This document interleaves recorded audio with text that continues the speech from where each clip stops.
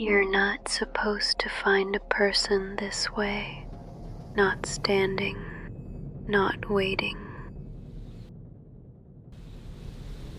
When searchers finally found something months after Charles disappeared, it was deep in the forest.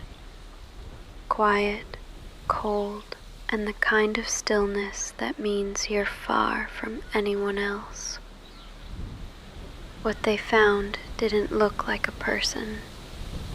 A pair of jeans stood upright in a narrow gap between two fallen trees, the fabric stiff from months of snow and rain. The belt was still looped through the waistband, hanging loose. Inside the legs, the socks were pulled up neatly.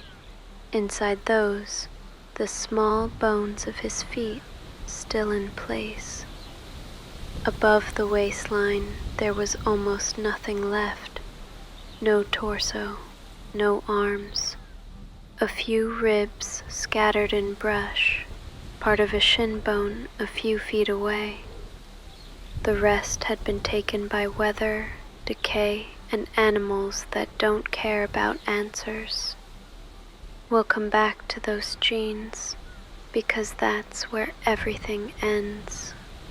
But first, we must go backward, back before the missing posters, before the grids and the maps, before Charles's parents packed the car for the hardest drive of their lives, back to when he was just a young man with a camera, a new winter, and the kind of confidence that makes you think nothing bad can happen to you. They mark the spot with orange flagging and step back. No one talks. The forest stays quiet until the wind pushes through the trees like someone testing a locked door. It isn't snowing now, but you can picture how a storm moves here, fast, sideways, unforgiving.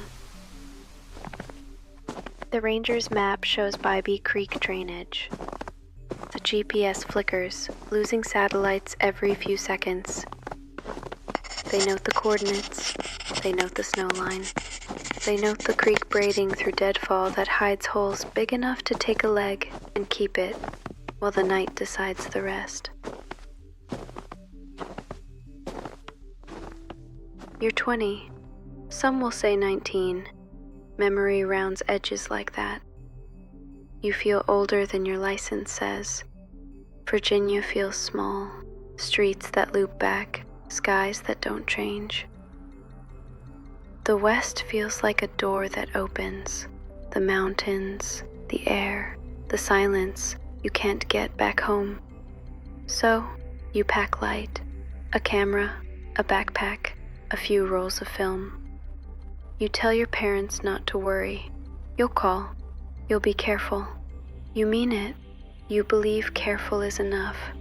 That bad things happen to people who make mistakes. And you won't. You're young, confident. The world still feels like it's waiting for you to arrive.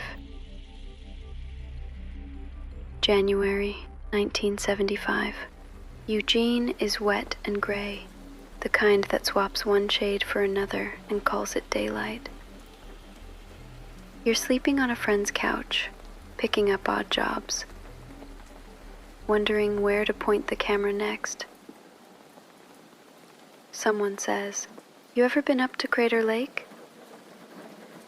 They talk about it like it's not real, the blue that looks impossible, the snow stacked high against the pines. You see it already, dark trees, white ground, the clean line where they meet, a perfect shot waiting. You call home. "A few days, back by Monday. Love you." They say be careful. You say you will. You mean it. You pack simple food, a decent jacket, a sleeping bag that's seen better days. Your boots aren't new, but they're yours. The camera goes in last, always does. The map looks like a dare, thin lines climbing into the Cascades. You aren't planning anything reckless. You want a photograph so clean it almost hurts to look at. Your ride drops you near the park. You set small goals, just to the gate, just to the rim, just past the sign that says, "Road closed beyond this point in winter." You tell yourself it's fine to keep walking. Rules are general. You are particular. The snow holds your weight until it doesn't. One step solid, next step a hollow whoomp, and your leg sinks to the knee. The first time you laugh. The second time you don't. You keep the camera inside your jacket so the cold doesn't kill it. You can already see the frame, dark pines, white bowl of the caldera, sky like glass. Back home, they'll ask if the water really looks like that. But weather changes the way people do, gradually and then all at once. What's documented is simple. Charles told friends he was going to Crater Lake for a weekend. He didn't come back when he promised. They reported him missing. In Virginia, his parents learned their son was overdue in a place they'd never seen. They packed the car and drove west. Every mile is a bargain with hope. The farther you go, the more you admit you might need to be there. Winter in the park doesn't forgive. Roads close, trails hide under feet of snow. Wind moves sideways, filling tracks behind you. A person can walk an hour and leave nothing anyone can follow. Rangers searched while daylight and visibility allowed. They searched again when storms broke. They found impressions that could have been anything. Nothing that was definitely Charles. Searchers use a phrase, probability of area. You break the map into pieces. If he started here and did what most people do, where would he likely be? You go there, and there, and there again. Winter takes away your circles and gives you bigger ones.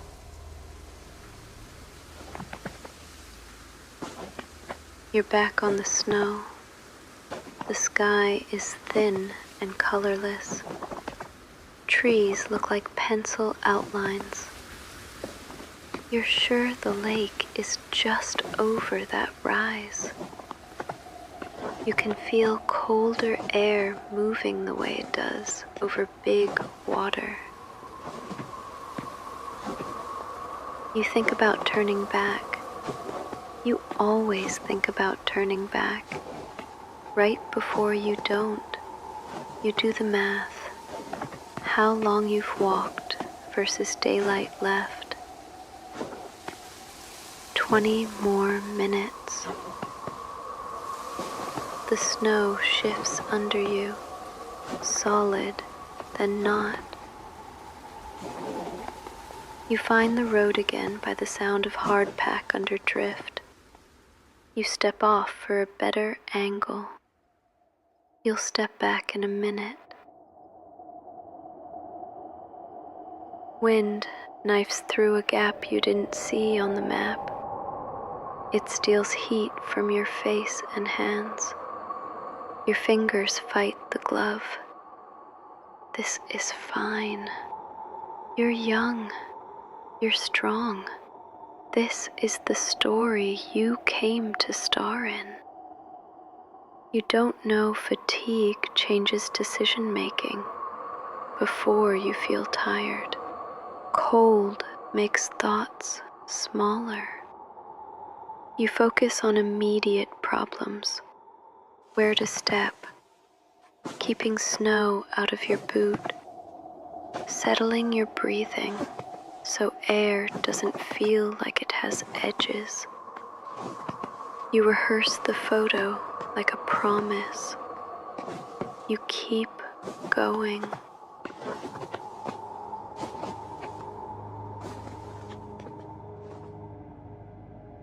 His parents stand in a ranger office and learn the practical language of this place. They learn the difference between search and recovery without anyone saying it aloud. They learn how a winter pack looks when it's used for shelter, and how wind tears it until it looks like trash. You're losing heat faster than you can make it. You don't frame it that way. You frame it as, just need to warm up, just need a windbreak, just need to keep moving. Your hands fumble zippers, the bootlace comes undone, retying takes 3 tries. You stand too fast and the horizon tilts. You wait for it to settle. You start making bargains. If I can get to that tree, if I can find the road, if I can just... The camera in your jacket feels heavier. You haven't taken a single photograph. Decomposition in alpine winter follows different rules. Cold slows bacterial action. Freeze-thaw works on tissue. Small scavengers take what they can carry. Large scavengers scatter the rest. What remains can look arranged when it's simply gravity and fabric. Jeans are durable. Synthetic blend socks hold shape.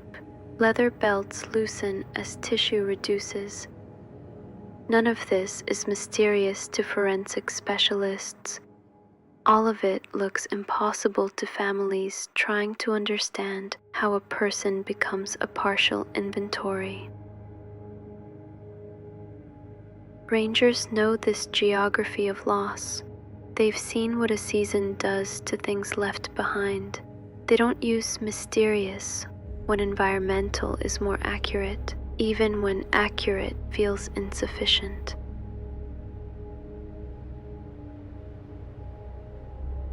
You find a dip out of the wind, a cluster of trees.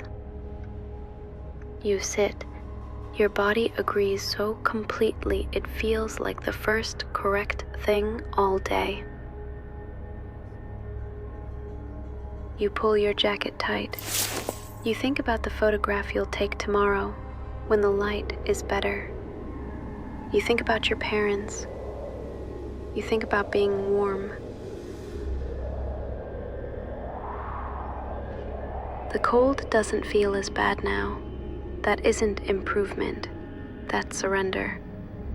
But you don't know that either. March becomes April. Snow recedes in stages. What winter took, spring returns in pieces. A boot first, then fabric. The search grid tightens, probability becoming certainty. The team that finds him knows what they're looking at before they're close enough to confirm. They've done this before. They radio coordinates in careful language. The scene tells them what they expected. No signs of violence, no evidence of panic. Just the quiet story of someone who went too far on a day that didn't forgive it. Your parents don't get a day after. They get all the days that follow, the call, the flight, standing beside rangers who point to a map and say, "Here." They replay his promises. Back by Monday, I'll be careful. They hear them at night, fresh enough to answer back. They look through his photographs.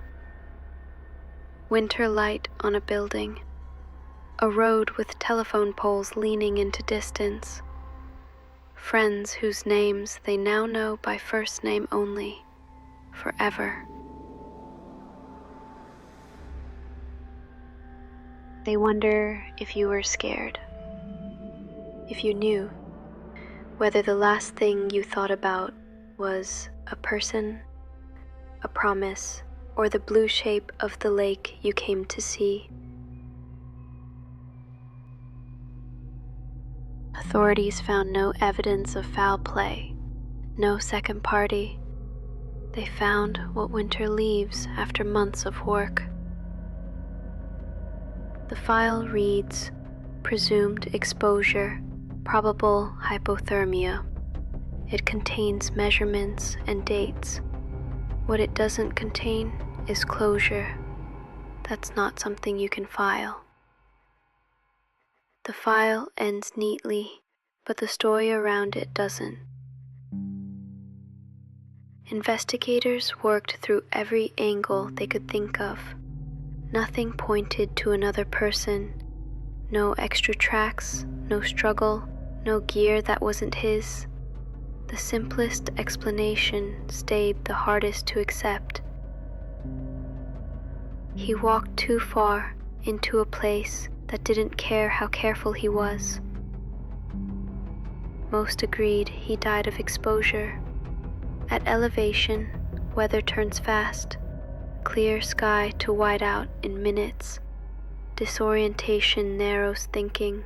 Hypothermia quiets panic until the body feels warm just before it fails.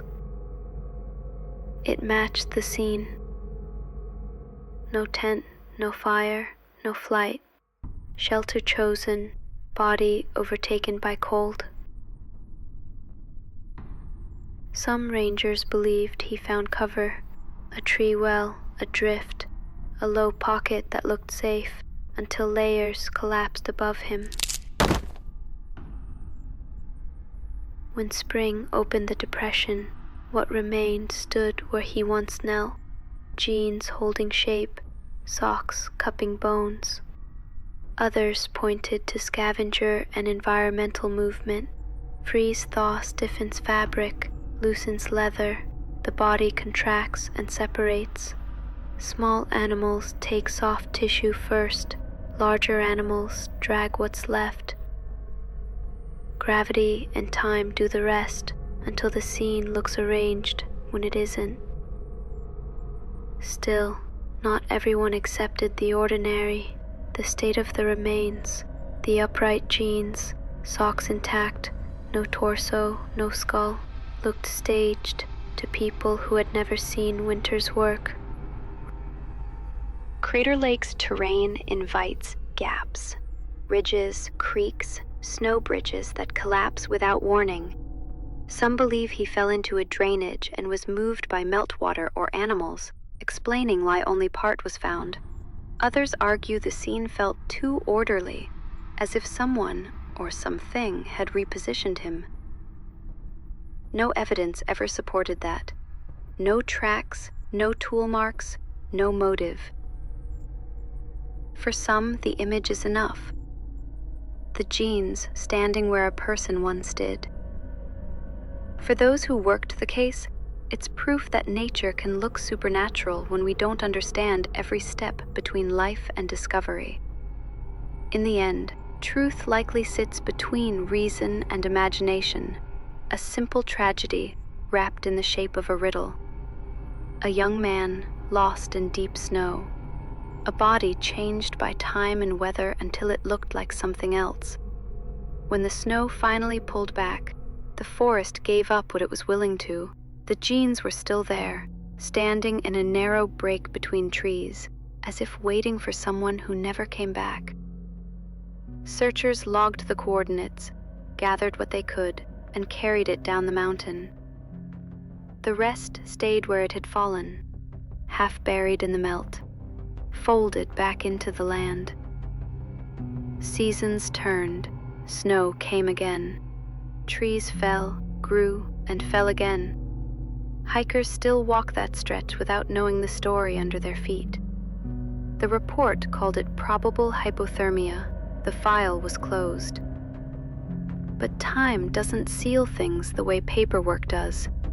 Sometimes, when the forest goes still enough to hear the air shift, it's easy to imagine him there, the quiet, the cold, the sense that something just beyond sight is waiting.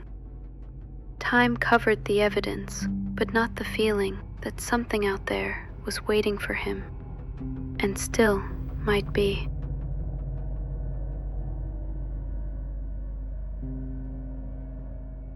Thank you for listening.